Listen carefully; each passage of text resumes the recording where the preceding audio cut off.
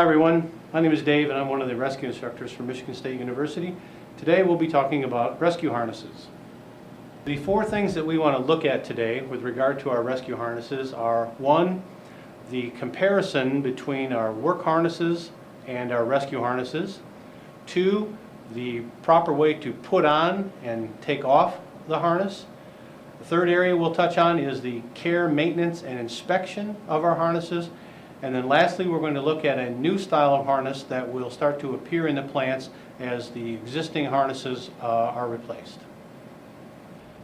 Here we have the typical work harness that we see in most of the plants. It is very commonly found, used by a lot of the skilled trades folks. The typical work harness is not intended, the user doesn't intend to be hanging in this harness for any period of time. They're either wearing the harness to protect themselves from a fall, in the case of having it attached to a fall arrest device, or they're using it during entry into a confined space, and the harness is to provide a means for emergency removal from the space. It has very little padding, actually no padding on it, again because the user doesn't intend to be hanging in it for any length of time. It's made primarily for comfort, so you can wear it for long periods of time. It has a couple of different attachment points, and the ones that most of us are familiar with is the large D-ring located on the back of the harness. That's the one connection that we use for 99% of the applications with this harness. That's the standard work harness we see in all of the plants. Okay, this is the troll harness that most of the ERTs have. This is, by comparison to the work harness that we looked at, this is a rescue harness. Rescue harnesses are different than the work harnesses in three ways. First off, we mentioned in the work harness that it had no padding. The rescue harnesses have a fair amount of padding on them. Padding in the waist area, padding on the leg loops, and even in this case around the chest strap. So much more comfortable for to wear longer periods of time, and when you're hanging in the harness, as in a rope rescue or confined space rescue operation. Compared to the typical work harness, the rescue harnesses also have multiple attachment points. In the case of the troll harness, again, we see two attachment points on the front of the harness, and then similar to what we saw on the work harness, we have one attachment point in the center of the back, between the shoulder blades.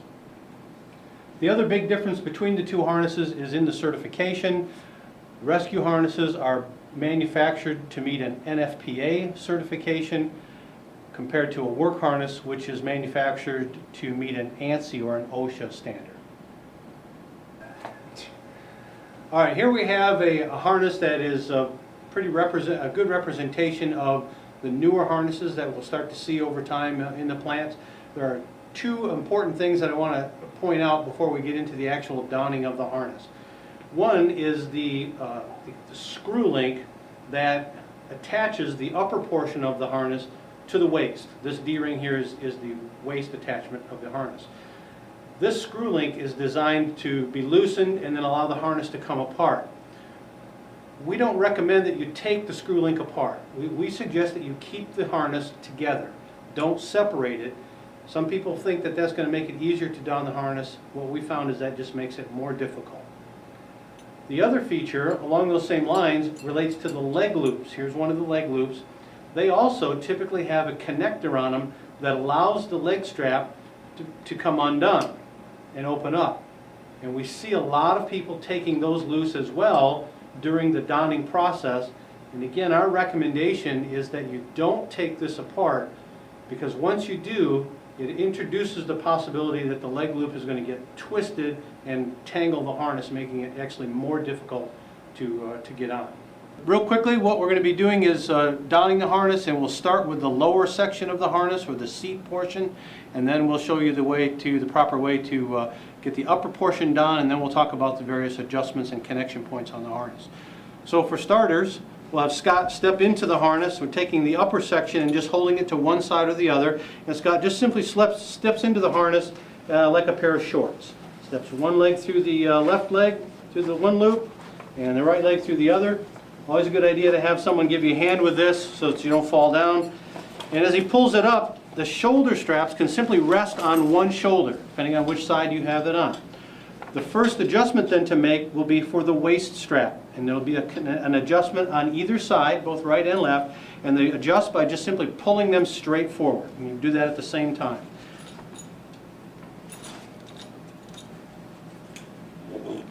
because the harnesses are new. Sometimes they're a little bit stiff. You have to give a little wiggle back and forth. And position that right on your waist. That'll help hold all of the harness in the proper position, help get everything lined up the way it's supposed to be. The second adjustment then you're going to make will be to get the upper chest section of the harness donned. And as I mentioned before, we want to leave this screw link connected, and then to don the harness, we're simply going to duck underneath the opposite shoulder strap. So we didn't need to take this loose, and now we don't need to spend time reconnecting it. Everything is good to go. The adjustment point is then on, in this case, on the right shoulder. Simply take the tail and pull that straight down. It'll take the slack out of the upper portion. You don't have to over tighten this portion. Just snug it up so that everything is comfortable. At this point, the upper portion is done. The last adjustment then is in the leg straps. And here again, we want to make sure that we keep these connected.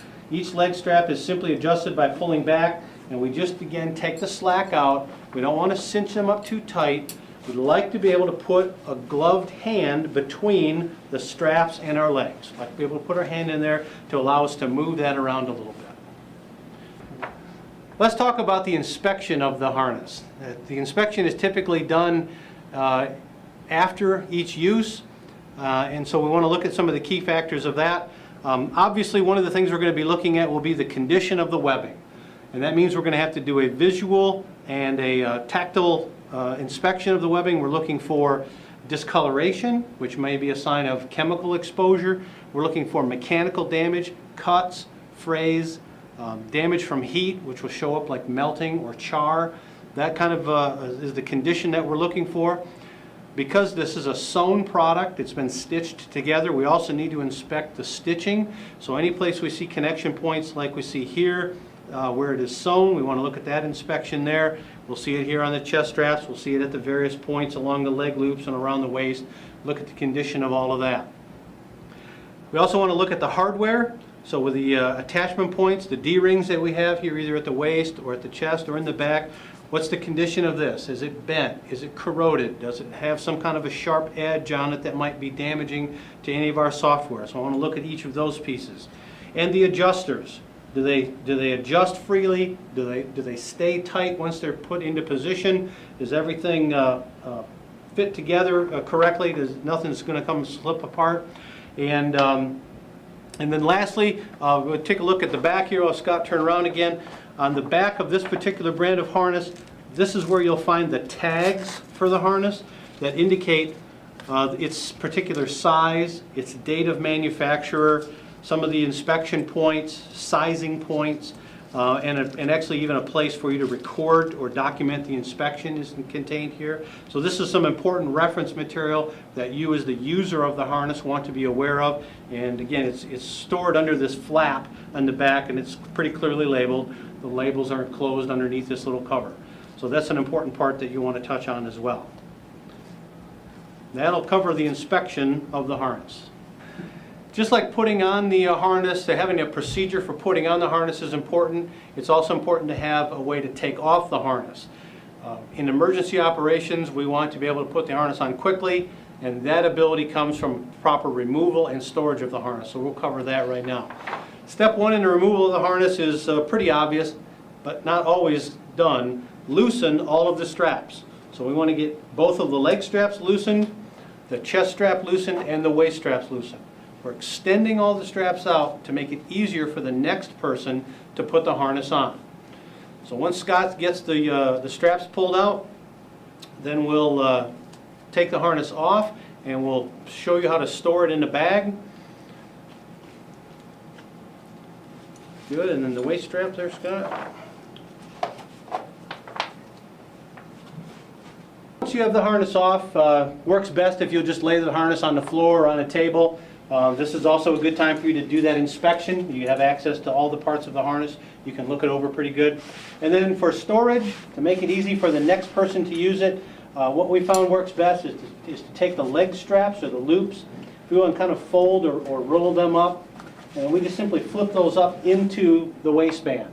So I've kind of rolled those up, and then we'll take that whole waistband assembly and roll that together, just like it's going around a real skinny person. And then we'll take this, and again, this is usually done a little easier with a partner. So Scott, if you can come on in. The storage bag for the harness, then we just drop this into the bag. And then the shoulder straps end up on top. And that point of reference that we mentioned earlier, the large D-ring on the back, we keep that on the top of the pile. And a lot of times these bags will have a little Velcro closure on them, or they may have a little drawstring. In this case, it has a little drawstring. And we can cinch that down and actually pass it through that D-ring to keep a little bit of a point of reference for that harness. So that when it comes time to use it the next time, we have this point of reference. It's a simple matter to open the bag, pull the harness right on out, and it should, with just a shake or two, should come right into position so that the person that's going to use it can rapidly put the harness on and go to work.